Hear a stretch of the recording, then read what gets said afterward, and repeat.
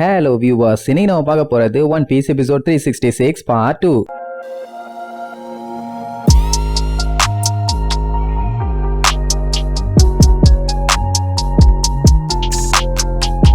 Open பண்ணா போன பாட்டுல அந்த அப்சலம் மாமா மாமான்னு ஓடி வந்த லோலாவை ஒரே அடி அடிச்சு தெரிய விட்டுட்டான்ல. பாவம் அப்படியே பேனு விழுந்து புகஞ்சுகிட்டு இருப்பான். நமியால இதை தாங்க முடியல. ஏன்னா ஃப்ரெண்டுன்னு சொல்லி இவளை காப்பாத்த போய் கடைசியில இப்படி ஒரு நிலைமையாயிருச்சு. அதனால கொல்ல கான்ல இவன் கூட சண்டை போடலான்னு முடிவு பண்ணி ஆயுதத்தோட ரெடியா நிப்பா. உடனே அப்சலம் பார்த்துட்டு பரவாயில்லையே ஓடுறத ஸ்டாப் பண்ணிட்டு நீயே வர போல, அதுதான் உனக்கு நல்லதுன்னு கொஞ்சம் பயங்கரமா மூச்சு வாங்குவான். ஏன்னா அந்த லோலாவை அட்டாக் பண்ணும்போது அவனுக்கு அந்த அளவுக்கு இம்பாக்ட் ஆயிருக்கு. இங்க நமியோட மூஞ்ச பாக்கணுமே, கொல்ல கான்ல லுக்கு விடுவான். இதுல வேற அந்த அப்சலம் ஓவரா பேசுவான். என்கிட்ட இருந்தாலும் உன்னால எஸ்கேப் ஆக முடியாது, நீ என்ன ட்ரை பண்ணாலும் அது வேஸ்ட் தான், நீயா வந்துட்டீங்கன்னா பஞ்சாயத்துவா வரு, என்ன ஒரு இன்விசிபிள் மேன், உன்னால ஒன்னு கிண்ட முடியாதுன்னு ஓவரா பில்டப் பண்ணுவான். நமி ஒன்னே தண்டர் சார்ஜ் எடுத்து எவ்வளவு தைரியம் இருந்தா நீ லோலாவை அட்டாக் பண்ணுவேன்னு கொலவெறியோட கத்துவான். ஆக்சுவலா அவ தானே லோலாவை என்கரேஜ் எல்லாம் பண்ணி அனுப்பி விட்டா. பாவம் இது வரைக்கும் அவகிட்ட இந்த மாதிரி யாருமே சொன்னதில்லை.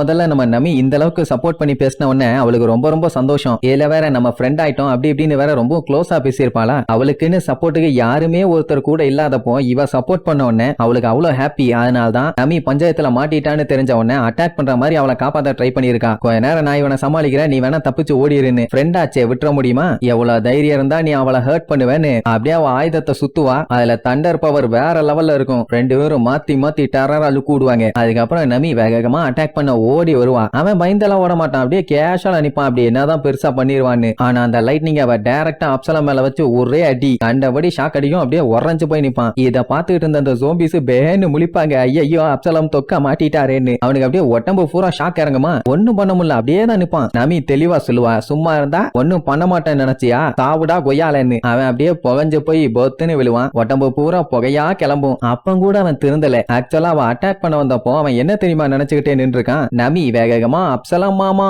நான் வந்துட்டேன், வாங்க நம்ம கல்யாணம் பண்ணிக்கலாம்னு சொல்லி வந்த மாதிரி மைண்டுக்குள்ள ஓடிட்டு இருக்குது. அதாவது அவன் அட்டாக் பண்ண வந்தப்போ கடைசியில நெத்தியில முத்தம் கொடுக்க வரான்னு பார்த்தா வாயில ஆப்ப சொருகிட்டான். அதுலதான் ஷாக் அடிச்சு பேன்னு விழுந்துட்டான். நமி ஒரு வழியா அவனை சாச்சு விட்டாளா. அவளால நம்ப முடியல, இந்த பண்ணி பையன் அவ்வளவு சீக்கிரத்துல கவுந்துட மாட்டானே, எதுக்கும் டெஸ்ட் பண்ணி பாப்போம்னு தலையை அப்படியே தட்டி விட்டு பாப்பா. பத்துன்னு விழும். வேற எந்த அசையும் இல்ல. அதுக்காண்டி அவன் சாகல, நல்லா தான் இருக்கான். ஆனா மட்டையாயிட்டான். எப்படி இவ்வளவு சீக்கிரத்திலேயே விழுந்துட்டான்னு யோசிச்சுட்டு இருப்பா. அங்க பாத்துக்கிட்டு இருந்த பாதிரியாருக்கு நல்லாவே தெரியும், அந்த அப்சலம் ஆல்ரெடி நம்ம சஞ்சய் கூட சண்டை போட்டான்ல, அப்பவே அவனோட லிமிட் எல்லாம் ரீச் பண்ணிட்டான். இப்ப வேற நமி லைட்னிங்க வச்சு காண்டுல வச்சு செஞ்சால, அதெல்லாம் மொத்தமா காலி. உடனே நமிக்கு செம ஹாப்பி. ஐ நான் ஜெயிச்சிட்டேன் சூப்பர், ஒரு பெரிய மலமாடியை கவுத்திட்டேன்னு ஜாலியா ஆடுவா. அவன் என்ன நினைச்சிட்டா, ஏதோ முக்கியமான பாட்டுல நான் அடிச்சிட்டேன் போல, அதனாலதான் ஒரே இதுல காலி ஆயிட்டான்னு சந்தோஷம். இதுல வேற லோலா வேற அடி வாங்கி கிடந்தால, உடனே அவகிட்ட போய் லோலா உனக்கு ஒண்ணு இல்லையே என்னாச்சு, என்ன காப்பாத்த வந்ததுக்கு ரொம்பவும் தேங்க்ஸ்பா. ஆனா லோலா தேங்க்ஸ் எல்லாம் எதுக்கு சொல்ற, நம்ம ரெண்டு பேரும் ஃப்ரெண்ட்ஸ் இல்லையா, ஃப்ரெண்டுக்குள்ள எல்லாம் தேங்க்யூ சொல்லுவாங்களாங்கிற மாதிரி கேப்பா. அப்புறம் நமி ரொம்ப ஃபீல் பண்ணி நான் உனக்கு பயந்து போய் சொல்லிட்டேன், நான் நிஜமாவே ஒரு பொண்ணு தான், நான் பண்ணது தப்புன்னு சொல்லி ரொம்ப ஃபீலிங்கோட சொல்லுவா. அது ஆல்ரெடி லோலாக்கு நல்லாவே தெரியும். அதனால ஒன்னும் பிரச்சனை இல்ல.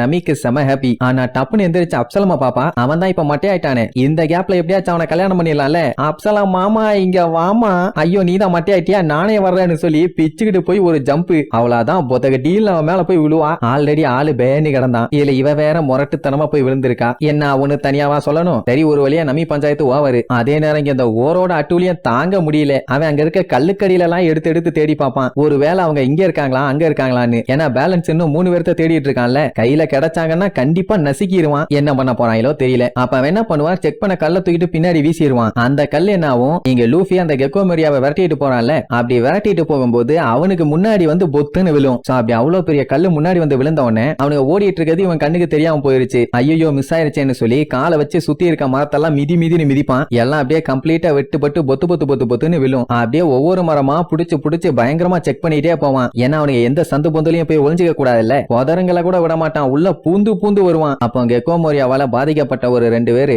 இது யாருப்பா அந்த ஸ்டாகர் தானே, இவ்வளவு வெறித்தனமா போயிட்டு இருக்கானே, அவன் சொன்ன மாதிரியே கெக்கோ மோரியாவோட பட்டெக்ஸ்ல மீச்சு ஓட விட போறான் போலயே. ஆனா யார துரத்திட்டு போறான் என்னன்னு ஒண்ணும் தெரியல. அந்த டைம் தான் திடீர்னு பின்னாடி கெக்கோ மோரியா வந்து அவன் அட்டாக் பண்றதுக்காண்டி விரட்டிட்டு இருக்கான். அது கூட யாரா உங்களுக்கு தெரியலன்னு கத்துவான். அவ்வளவுதான் அவன் சத்தத்தை கேட்டவனே இவங்க 2 பேத்துக்கும் ஆடி போயிரும். ஐயோ மோரியா இங்க வந்துட்டானான்னு. அவன் இவங்க பேசினதையும் மொத்தமா கேட்டுட்டான் போல. இது அவன் என் பட்டெக்ஸ்ல மீச்சு நீ ஓட விட போறானா. அவ அவனால அதை பண்ண முடியும்னு நீங்க சீரியஸா வேற நம்புறீங்களான்னு சொல்லி வில்லத்தனமா சிரிப்பான். இப்படி எல்லாம் ஒரு வில்ல பைய திடீர்னு முன்னாடி வந்து நின்னு இப்படி டைலாக் விட்டா எப்படி இருக்கும்? கண்டிப்பா அந்த மாதிரி நடக்கிறதுக்கு வாய்ப்பே இல்ல. உங்கள மாதிரி லூசர்ஸ் எல்லாம் இந்த மாதிரி காட்டுக்குள்ள மறைஞ்சிருந்து கடவுளை வேண்டிட்டு இருக்கிறது மட்டும்தான் வேலை. அதை மட்டும் மூடிட்டு பண்ணுங்க. மத்த விஷயத்துல எல்லாம் மூக்க நுழைக்காதீங்க. நசிக்கிருவேன் அவன் பாட்டுக்கு போவான். நல்ல வேலை எதுவும் பண்ணலன்னு வீதியில நடிக்கிட்டு இருப்பானுங்க. அதே நேரம் இந்த ஓரோட அட்டூழியம் தாங்க முடியல. அவன் ஒவ்வொரு ரூமா அவன் விரல வச்சு ஓட்டைய போட்டு அந்த ஸ்டார் ஹேட் இருக்கானா, அந்த பொண்ணு இருக்காளா, அந்த கூலான ஹீரோ இருக்கானான்னு சொல்லி தேடுன்னு தேடுவான். அந்த கூலான ஹீரோ வேற யாரும் இல்ல, சோகே கிங். அந்த டைமுங்கும் போது ஜோரோ எந்திரிச்சிருவான். என்ன இவன் ரொம்ப சேட்டை பிடிச்ச மான்ஸ்டரா இருக்கான், சொல்ல போனா பவர்ஃபுல்லாவும் இருக்கான், ஸ்ட்ராங்காவும் இருக்கான்னு சொல்லுவான். ஜோரோ போவான், ஜோரோ கூட சஞ்சி வருவான், சஞ்சி கூட சாப்பர் போவான். அடுத்து ரோபின், பிராங்கி, உசோப்னு எல்லாருமே நீங்க ஒரு கை பாத்திரலான்னு முழு வெறியோட இறங்கிட்டாங்க. இப்படி அவங்க மொத்தமா வந்து நிக்கிறத பார்த்துட்டு அவனே ஷாக் ஆயிருவான். தம்பி, நீ எங்க குரூவோட ஸ்ட்ரென்த்தை ரொம்ப அண்டர் எஸ்டிமேட் பண்ணிட்ட. வந்து மோதி பாடுறா தெரியும்னு சொல்லி அத்தனை பேரும் சும்மா வேற லெவல்ல போஸ்ட் கொடுத்துட்டு நிக்கிறதோட இந்த எபிசோடுக்கு எண்டு கார்டு போட்டு முடிக்கிறாங்க.